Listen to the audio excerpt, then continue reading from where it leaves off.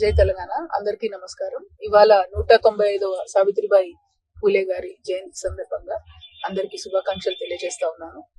దాదాపు 195 ఏండ్ల క్రింద పుట్టినటువంటి ఆమె తనకు 17 సంవత్సరాలు వచ్చేటప్పటికి ప్రత్యేకించి బాలికల కోసం ఒక పాఠశాలను స్థాపించి మరి తన భర్త పూలే గారి సహాయంతో ఆమె ముందు చదువుకొని తర్వాత ఆడబిడ్డలను చదివించాలనేటటువంటి ఒక అకుంఠిత దీక్షతో పనిచేసినటువంటి వ్యక్తి.